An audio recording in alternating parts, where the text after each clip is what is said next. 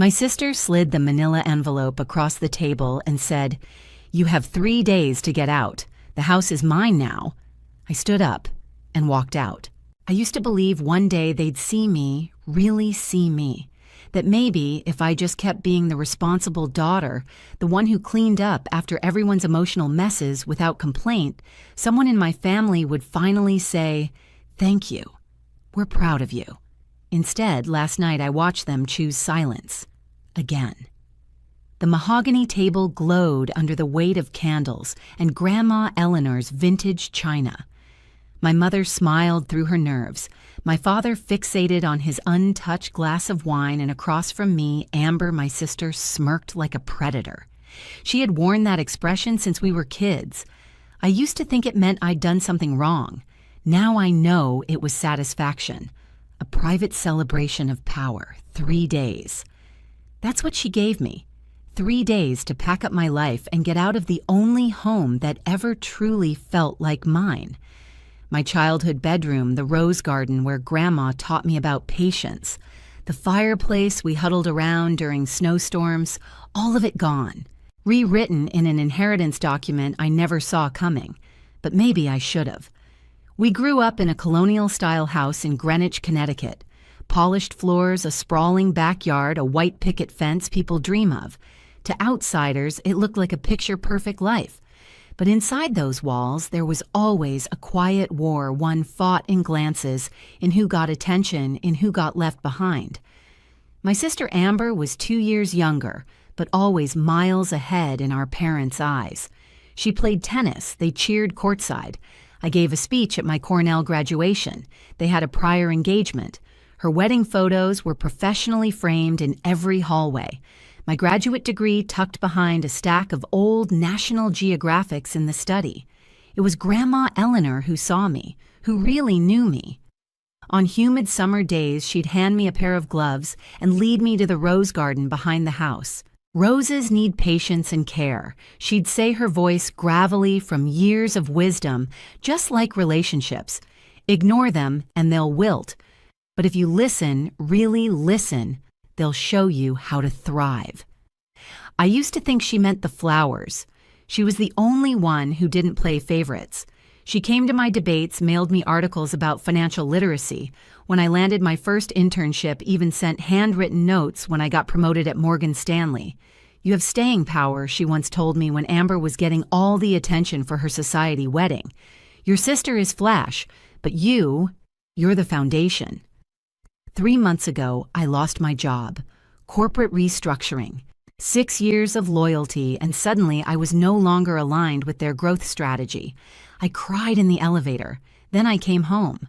When I showed up at my parents' door with 2 suitcases and a tight smile, Mom made my favorite lasagna, and Dad helped carry my boxes upstairs. They said all the right things. "Stay as long as you need. We're proud of how far you've come." I believed them. Because I wanted to. But cracks appeared almost immediately. Mail started going missing. Conversation stopped when I entered the room. I caught my name in whispers. "We can't talk about this now," Mom hissed once before glancing nervously over her shoulder. Amber, who rarely visited, was suddenly there all the time, showing up during my job interviews or while I was out sending resumes. I'd walk in and find the 3 of them huddled around papers quickly shuffled away when I approached. And then came the dinner. I knew something was off when Mom brought out the good crystal. The table was set like a holiday, the air thick with unsaid things. My name card was placed directly across from Amber's, not beside Mom like usual. My back to the window, her eyes in my face. She smiled. And when dessert was cleared, she reached into that stiff leather handbag and pulled out the envelope that changed everything.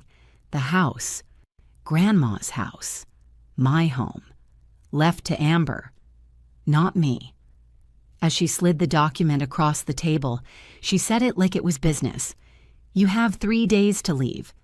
And my parents said nothing. Not even a whisper of protest, not even a glance.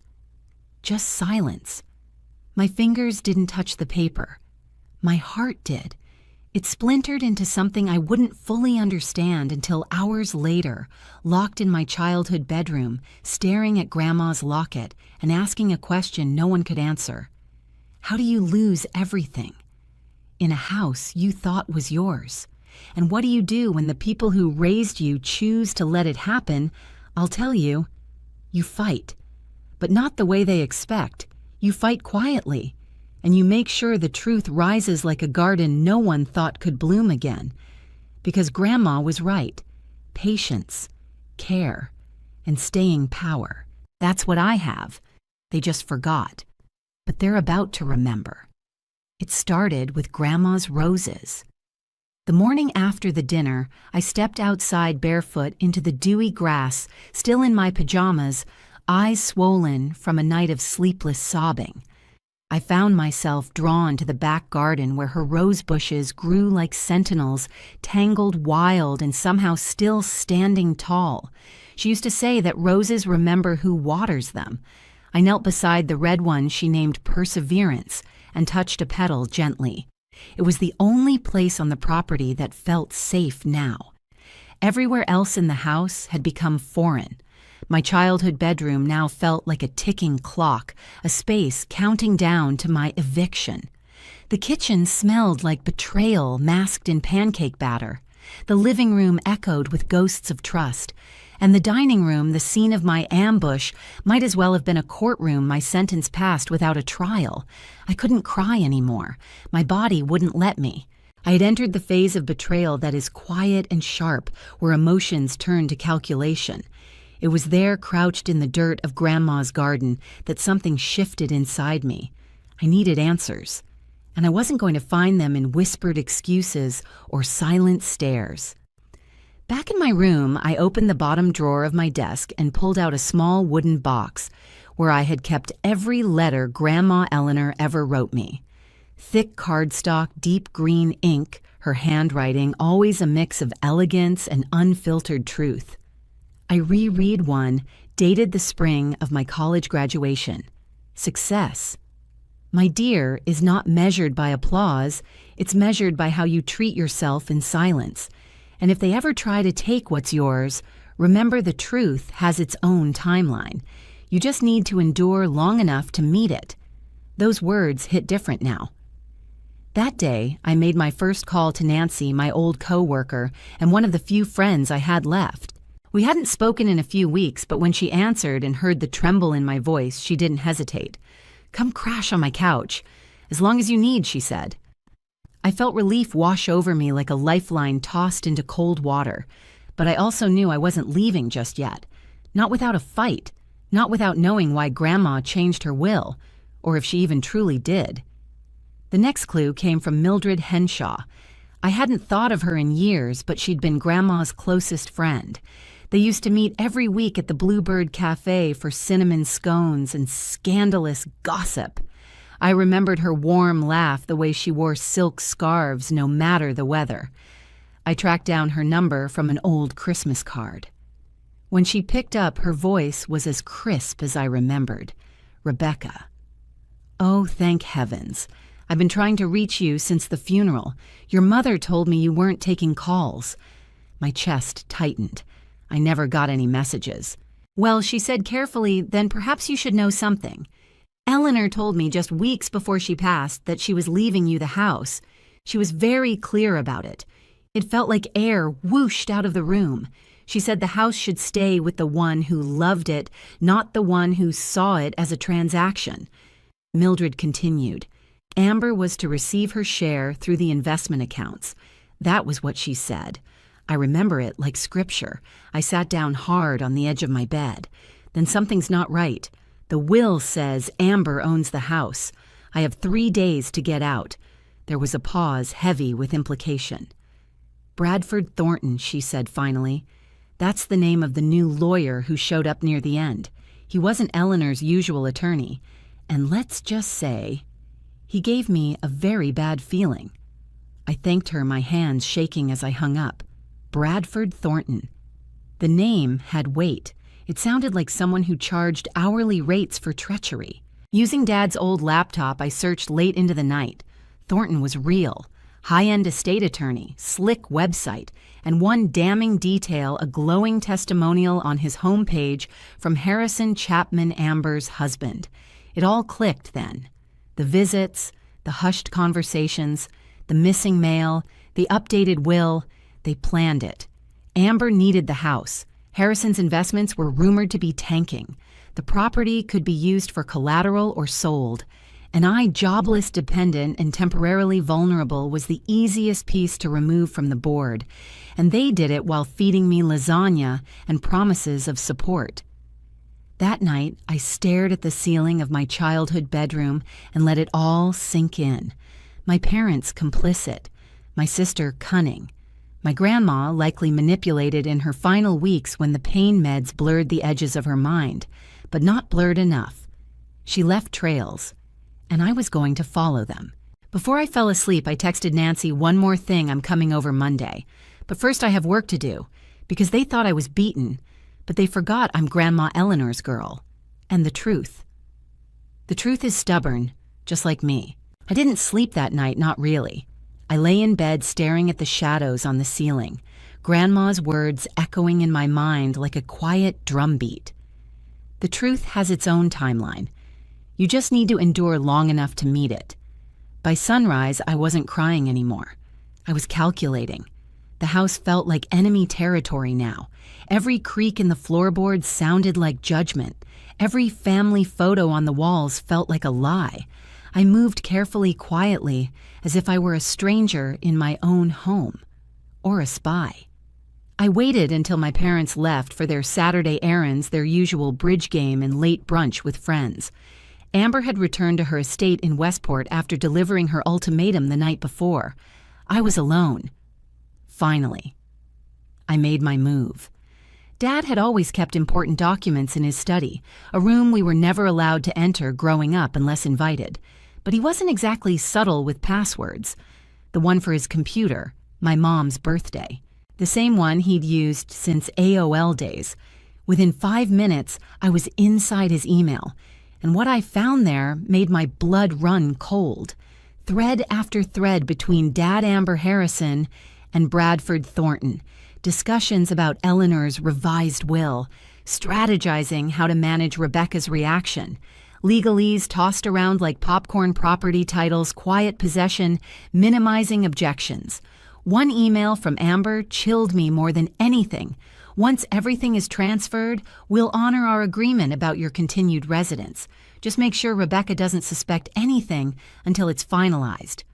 I felt physically ill. My parents had bartered my trust for a place to live. Even worse, there were attachments. PDF scans labeled Eleanor Medical Summary Cognitive Evaluation, Final Will Signed. I opened them. One file was a physician's report from just 10 days before Grandma passed. The doctor had clearly marked patient frequently disoriented due to high-dose medication. Capacity to make complex decisions questionable during peak symptom periods. The date of her new will. The day after that note. They knew. They all knew she wasn't of sound mind, and they pushed the papers in front of her anyway. Likely coached her, reassured her, promised her it was just a formality. And my parents stood by and let it happen. In a hidden folder on Dad's desktop labeled Private Financials, I found the final piece of the puzzle. Harrison and Amber's real estate company was underwater. Multiple foreclosures, negative cash flow, desperate. They'd needed collateral fast. And Grandma's house, my home, was worth nearly $1.7 million. It wasn't about winning some sibling rivalry. It wasn't about legacy or fairness. It was survival for them and sacrifice for me. I copied everything onto a flash drive, my hands trembling with adrenaline and rage. As I backed out of the system, I heard the garage door rumble open downstairs. Too early. They were home. I shoved the flash drive into my bra and shut down the computer, scrambling to relock the office as footsteps echoed in the hall. Rebecca Mom's voice called from the kitchen. I stepped out of the study like nothing had happened, wiping my sweaty palms on my jeans. "Just getting some air," I said with a casual shrug. Mom nodded slowly, her expression unreadable. "There's coffee if you want it." I sat across from her, watching the steam rise from our mugs like ghosts. For a moment, I thought I might explode scream accuse, throw the cup into the wall. But I didn't. Instead, I stared at her with a calm I didn't recognize in myself. "How could you?" I finally whispered. Her hands trembled slightly as she stirred her coffee over and over until the spoon clinked against the porcelain. "We didn't have a choice," she murmured. "Amber and Harrison. They promised we could stay. You're strong, Rebecca. You'd land on your feet. That lie. That damn lie. They sold me out because it was convenient, because I was strong enough to survive it." Dad walked in, then avoiding my eyes as he reached for the cream. I know everything I said without raising my voice. The emails, the will, Grandma's condition, the plan to use the house for a loan. The silence that followed was deafening. "Rebecca," Dad started, but I cut him off. "Don't. You used Grandma's confusion to get what you wanted, and you let Amber make me the scapegoat. Again." He opened his mouth, then closed it. No excuses, no defense. I stood. "You have until Monday to decide whether you're going to help me fix this or whether you're going to watch me burn it down in court." And then I left the kitchen. That night, I emailed every piece of evidence to 3 places: my personal cloud drive, Nancy's email, and a backup account Amber didn't know existed. I wasn't going to lose the only leverage I had. I also made 2 more calls. The first was to Mildred, asking for a sworn affidavit of Eleanor's intentions. The second to Grandma's original attorney, Lawrence Phillips. He answered on the 3rd ring voice, gravelly and cautious. But when I told him who I was and what I'd found, he said something that cemented my path forward. Eleanor never intended for this house to go to Amber. If that will was changed, it wasn't her doing, not in the state I last saw her. "I'll help you. Whatever you need." And just like that, I wasn't alone anymore. I didn't sleep that night either. But it wasn't fear that kept me awake. It was fire. Amber thought I'd quietly disappear. My parents thought I'd fold under pressure. But what they forgot, what they always forgot, was that I was Grandma Eleanor's girl. And I wasn't going anywhere. I left the house Monday morning with nothing but a suitcase, a laptop bag, and the flash drive tucked securely into my coat pocket. I didn't say goodbye. As I pulled away from the driveway, I caught a glimpse of the rose bushes in the rearview mirror, still blooming, stubborn and proud. Just like her. Just like me. Nancy greeted me with open arms and a steaming mug of peppermint tea. Her downtown apartment was small, cluttered with books and framed art, but it felt like safety, like oxygen. I sank into her couch, dropped my bags, and whispered, "I'm going to burn them down." She didn't flinch, just passed me a cinnamon scone and said, "Good. Let's begin." I spent the next 48 hours in a blur of documents, calls, and strategy. Lawrence Phillips. Grandma's original attorney confirmed that he had Eleanor's last intended will saved in his files. She had made an appointment to sign it, but never showed, because Bradford Thornton had intercepted her. That was the beginning of their plan. I filed for an emergency injunction to freeze the property deed. It wasn't easy. Thornton had already submitted the final will to probate court, but thanks to the medical evidence and Mildred's affidavit, we had enough to trigger a review. It bought me time. Not much, but enough. Amber's name hadn't been officially recorded as sole owner yet, and the moment we filed the injunction, the county clerk's office flagged the transfer, which meant one thing she knew. By Thursday morning, my phone buzzed with a call from an unknown number. Rebecca Amber's voice slid through the receiver like oil I heard about your little tantrum. I didn't speak. She chuckled. "You don't have a leg to stand on." Grandma changed her mind. "Get over it." I finally replied, calm and clear. "Your husband's emails say otherwise. So do Dad's. And so does the physician who saw Grandma the day before that will was signed. You pushed her when she couldn't even remember what day it was." A pause. "Then you wouldn't dare drag this family through court." "Oh," I said with a smile she couldn't see, "watch me." She hung up without another word. That same day, I got a message from Lawrence Thornton was backing off. The threat of an ethics investigation into his handling of Eleanor's estate was enough to rattle even his high-powered confidence. Still, the family began damage control. Mom called her voice small. "Sweetheart, maybe we all..." overreacted. Let's sit down as a family and talk." "No," I said. "Not until it's in writing." Dad sent an email apologizing vaguely for any misunderstanding. Harrison even reached out offering a financial settlement to smooth things over. But I didn't want money. I wanted truth. I wanted accountability. And most of all, I wanted them to understand that I wasn't the girl they could silence anymore. We scheduled a court hearing for the following Friday, the night before I returned to the house one last time. Not to stay, but to walk the property, breathe it in. The rose bushes glowed silver under the moonlight.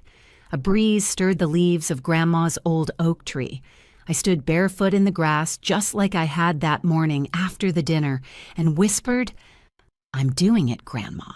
I'm not letting them erase you." Behind me, the front porch light flicked on. My father stepped outside, looking older than I remembered. "You really going through with this?" he asked. "Yes." A long silence passed between us. He swallowed hard. "You always were the one who saw her clearly. That nearly broke me. But I turned and walked away, whispering without looking back. That's because I listened." The courthouse smelled like dust and lemon polish, cold, sterile, impersonal, but I walked in like it was sacred ground. Nancy walked beside me, crisp in her black suit. Lawrence followed, carrying a thick file of motions emails, affidavits. We weren't just walking into court, we were walking into battle. And this time, I wasn't outnumbered. Amber was already inside, seated at the opposing table with her husband and a lawyer. So slick, he looked laminated. She didn't look at me, just kept tapping her acrylic nails against her phone screen. Dad sat behind her. So did Mom. Harrison leaned forward in his chair, jaw tight. Not a single one of them made eye contact, but I felt Grandma with me. The judge, a woman in her late 60s, glanced at the two tables, then adjusted her glasses. "Let's begin." The early proceedings were procedural. Motions, objections, arguments about timing, jurisdiction, credibility. Amber's attorney tried to paint me as the emotional granddaughter who couldn't accept her grandmother's change of heart. Until Lawrence stood. He began with the medical records, clear notes from Grandma's primary doctor indicating severe cognitive decline in the months leading up to the new will. Then he read an email from Eleanor's physician, dated 3 days before the updated document, expressing concern that Ms. Eleanor Blackwell was no longer competent to make legal decisions. Next came the emails from Thornton, revealing coordination with Amber and Harrison about finalizing things quickly. He even referenced a difficult granddaughter, warning Amber to keep her away from any future estate meetings. Finally, we introduced the unsigned draft of Grandma's last intended will, naming me, not Amber, as the inheritor of the property, and including a heartfelt letter she never mailed. The courtroom was silent. Amber's attorney scrambled, tried to cast doubt, questioned the timeline, but it was unraveling fast. And then came the moment I didn't expect. The judge turned to me. "Ms. Blackwell, do you have anything to say, not as a claimant, but as Eleanor's granddaughter?" I stood slowly. My voice was clear. My hands didn't shake. She raised me when no one else would. She believed in me before I knew how to believe in myself. And that house, those roses, the creaky porch, the smell of lemon tea, it wasn't just property. It was her legacy, her love. I looked straight at Amber, and I'm not here because I need it. I'm here because she asked me to protect it. Amber finally looked up. Her face was pale. Her eyes narrowed like she was about to speak, but nothing came. The judge recessed for lunch. Outside, Amber followed me into the hallway. "You think you've won something," she hissed. I didn't flinch, not yet. But I'm no longer afraid of losing you. That's the difference.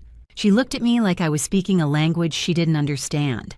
And maybe I was, because for the first time in my life, I wasn't fighting for a seat at their table. I was protecting something bigger, something they would never touch again. When court resumed, the judge ruled in our favor. The updated will was declared void. Probate was reopened based on the original intent, and while the fight wasn't over, the path was finally just. And Amber. Her lawyer stepped back, quietly, efficiently, because now every move was on record, every signature scrutinized, every email admissible. A month later, the house smelled like roses again. Real ones this time, fresh cut from the garden, blooming wild and fragrant in the late spring sun. The lawn was overgrown, the shutters chipped, but it didn't matter. I had the keys, and the deed, and something even more powerful, the truth. Nancy had offered to walk through the final paperwork with me, but I told her I wanted to do it alone. I stepped inside slowly. Every creak in the floorboard was familiar, like a whisper from the past. The old grandfather clock in the corner had stopped ticking years ago, but I didn't restart it. Time in this house belonged to Grandma. In the front room, I found her letter, not the one we used in court, a different one. Hidden in the drawer of her sewing desk under faded quilt squares and antique spools of thread, it was written in trembling cursive on yellowing paper that smelled faintly of lavender. My sweet Rebecca. If you're reading this, then maybe things didn't go the way I hoped. Maybe people said things behind closed doors again. Maybe you were made to feel small again. But I want you to remember this. You were never less. Not one day in your life. You gave up so much for this family. You carried dignity where others carried entitlement. And if the time comes that you have to fight for what's yours, don't do it with anger. Do it with grace. The world doesn't always reward the loudest voice. Sometimes it remembers the quiet one who stood up anyway. I love you. This house is yours, not because of blood, but because of love. Grandma. I folded the letter and held it against my heart. Outside, the roses swayed gently. I walked to the back porch and sat on the swing, her swing, watching the petals flutter. I didn't gloat. I didn't send a single message to Amber or Harrison or Mom. But I knew they saw the headline quietly circulating, probate dispute overturned, Blackwell heir reinstated. Nancy told me later that Harrison had tried to approach the court for a restraining motion to block future access. It was denied. And Amber, she put the mansion up for sale within a week. Funny thing was, even with all her ambition, no one wanted to work with her anymore. Thornton was under investigation, and her husband filed for separation. As for me, I donated a portion of Grandma's restored estate to build a public legal fund for women dealing with elder fraud and inheritance abuse. It's named after Eleanor Blackwell. People send letters now, emails, women who went through the same thing quietly, alone. And I answer everyone. I remind them they're not invisible, that quiet doesn't mean weak, and that sometimes silence is power waiting to speak. Have you ever been erased by your own family only to find your voice later? Tell your story in the comments. And if this one stayed with you, subscribe for more. We're just getting started.